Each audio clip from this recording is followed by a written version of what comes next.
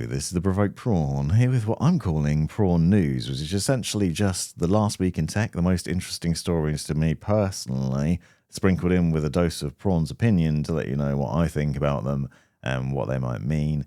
And if you like this, then let me know in the comments down below, because I think I might make it into a regular video, and hopefully it will be interesting and fun. The first thing is I'm starting off with NZXT's Kraken, which they've released a new Kraken Elite, or at least they've announced the new Kraken Elite, which is a new and improved cooler, which offers 10% improved cooling with NZXT's own turbine pump, which I'll get to in a second.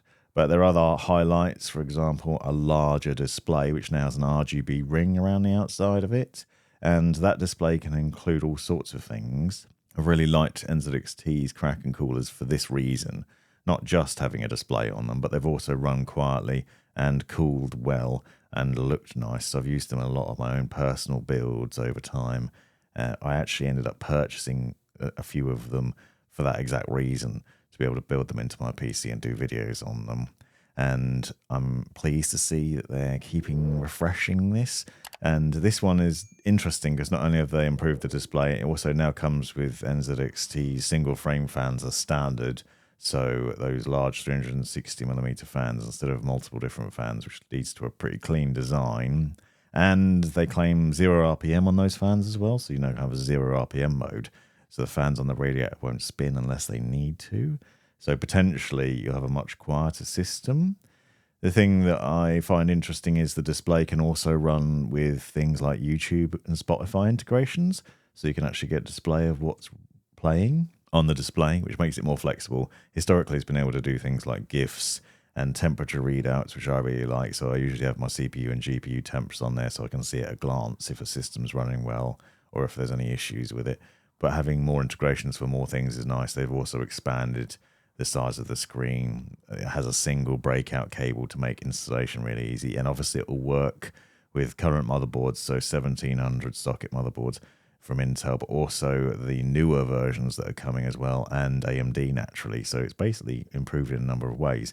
One concern I do have is the mention of NZXT's own turbine pump. Don't know what this will be like, but most coolers use Acertec pump technology, and Acertec basically goes across loads of different brands and has worked well. And often I've seen a few different times with some brands where they try and make their own pump, it ends up with problems with the pump getting clogged up and issues with the pump just doesn't work very well. Acertec make the pump technology for loads of different brands for coolers and have historically done really well with it. And obviously brands want to move away from that, but potentially to save money, and maybe because they think they can do better, but then it sometimes leads to problems. Hopefully this doesn't happen with NZXT. I don't know. We have got very limited information on the tech at the moment, but that's one concern that I've got. It might be nothing, and hopefully we'll see that it'll be an awesome cooler along with the other ones. It starts at $199 US.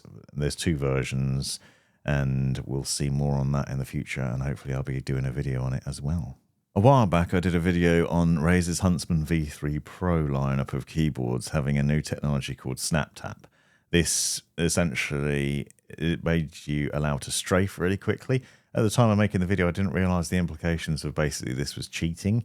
Razer then caused a bit of controversy, and loads of people were talking about it online for a brief period.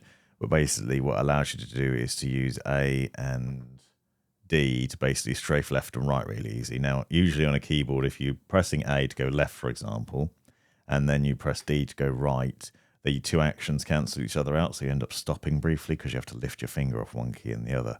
Razer's technology allowed you to basically quickly move one way then the other, so you could keep the key pressed down, press to interrupt to go the other way, and then press to go the other way back again, so you can strafe left and right really quickly.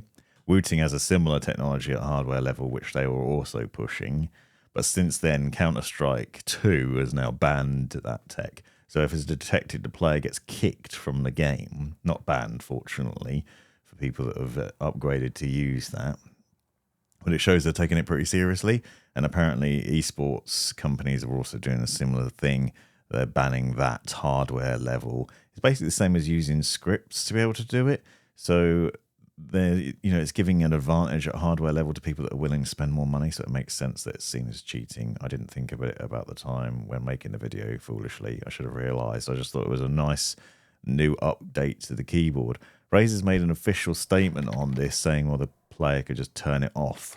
So users can just turn off the snap tap feature when playing these games, which I think is a bit of a weird statement to make from Razer, because they've made it so that you can do it, but then they're saying just turn it off, don't use it. So why even have it in the first place?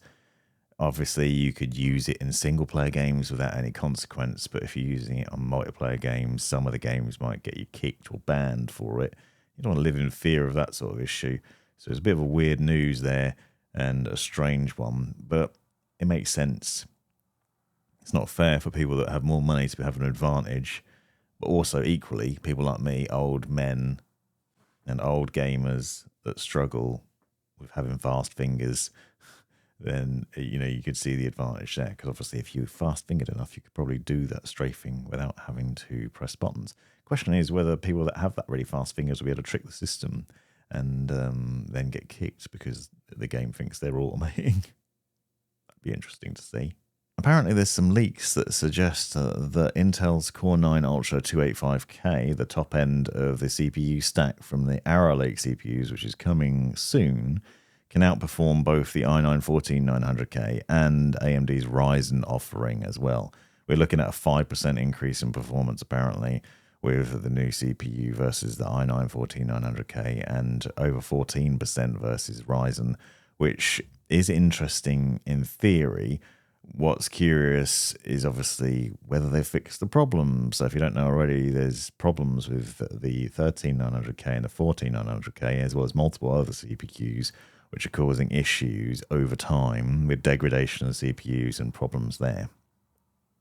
So for me, it's like, obviously, hopefully, Arrow Lake fixes those issues.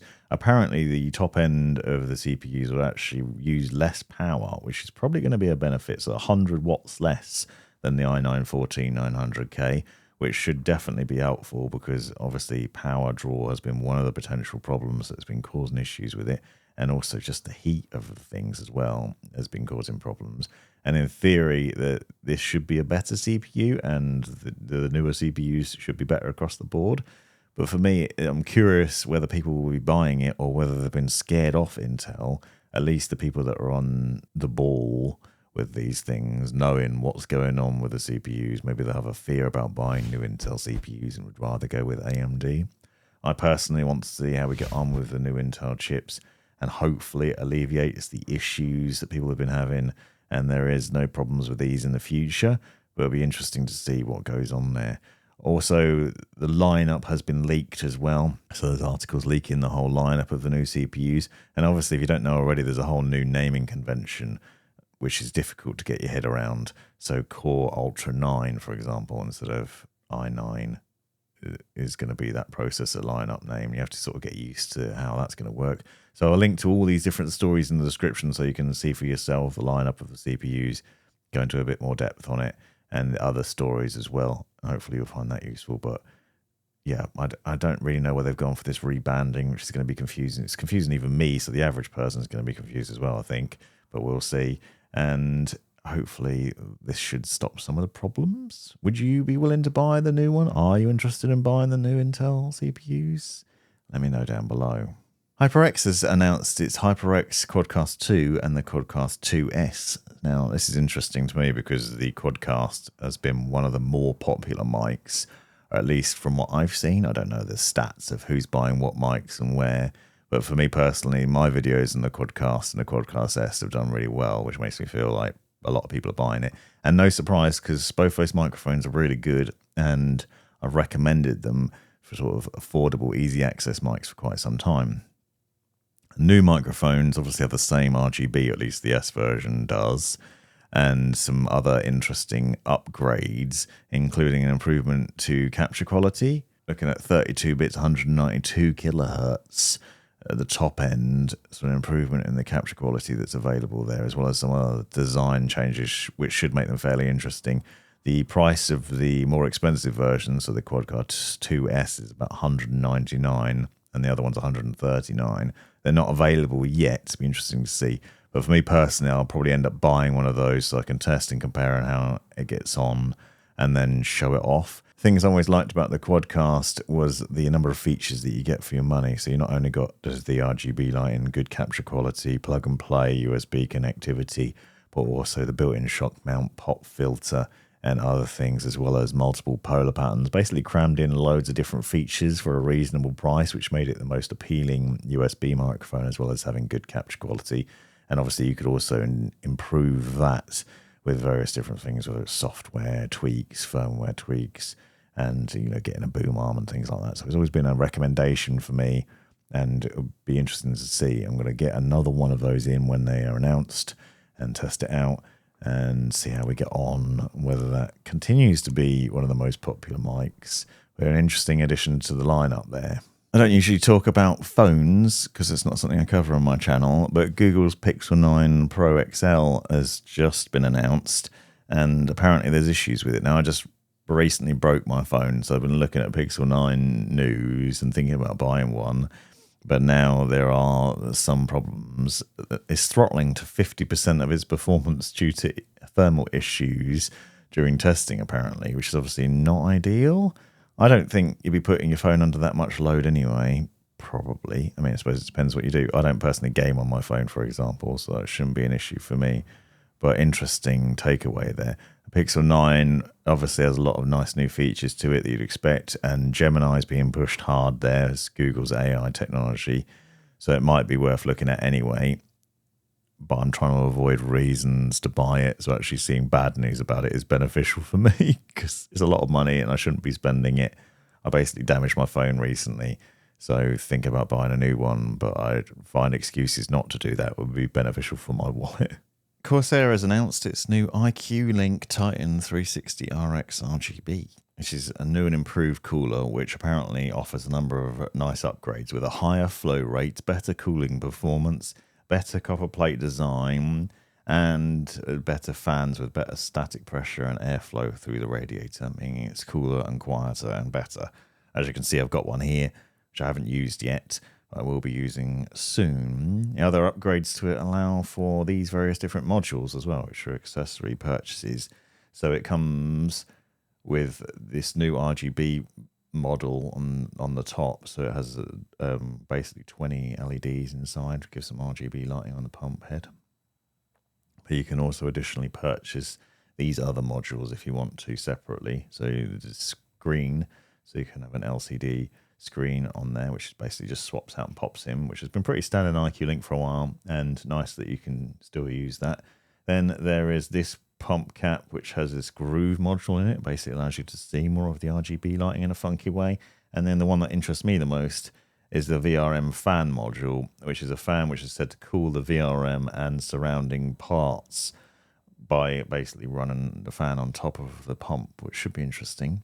So another nice upgrade. Corsair's IQ Link coolers are pretty neat, allow for really easy fan connections and cable management, as I've shown previously, and as you can see behind me in the 6500X. So we'll be building with this soon, so subscribe for that if you want to see more about it. But that's another nice addition to the lineup and customizable with all these extra purchases.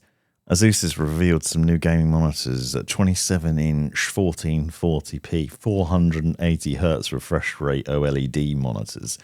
These should be pretty nice looking monitors with a really nice finish to them. Obviously this is an MSI, so this is now I'm pointing to the article, but the monitors themselves are obviously going to be pretty appealing to competitive gamers. The thing that I find interesting about this is 480Hz is ridiculous. You obviously need to be running really high FPS to take the advantage of this. I feel like brands keep doing this where they're trying to cram in as much as possible and push the limits of these things. But the average gamer is not going to benefit from 480 Hz refresh rate. How many times have you seen over 400 FPS in a game? However, if you're playing competitive games and you do get really high FPS on Counter-Strike or Overwatch or whatever else, and you're getting 300 frames and up, then sure, that's fine. But if you're then trying to play other games like, let's say, Red Dead Redemption 2, which is still pretty punishing all these years later, you're not going to make the most of that. However, other things, obviously OLED means it will have a really nice display on it. It's also working with NVIDIA and their new MediaTek partnership. Apparently this is part of the lineup of that. So NVIDIA is working with MediaTek now on the G-Sync modules to help with the G-Sync technology in there to keep costs down, but also just improve the modules in the monitors. There's a range of those that are coming now, so that's a new partnership, and this is part of it, so that's pretty interesting. And obviously the other thing is Asus is shipping these monitors with their OLED Care package, which basically means they get 3 years warranty. So if you're worried about burn-in, then you've got some fallback there potentially for that. So could be pretty cool. They're about $1,000, however, for a 27-inch monitor, which I definitely couldn't bring myself to pay for a 27-inch. I personally prefer 32-inch and up. I use a 49-inch as my daily driver. This is a 27-inch, but this is just for testing purposes. And I don't generally game on it very much. And when I do, I miss my massive Samsung G9. So I would pay £1,000 for that, but I wouldn't pay it for a 27-inch. However, if you're into competitive gaming, you want a really fast monitor, these ones might be something interesting. So once again, check out the links in the description to the full stories that I've been talking about. And let me know what you thought of Prawn News and the first episode. And maybe I'll be back for more soon. Thanks for watching.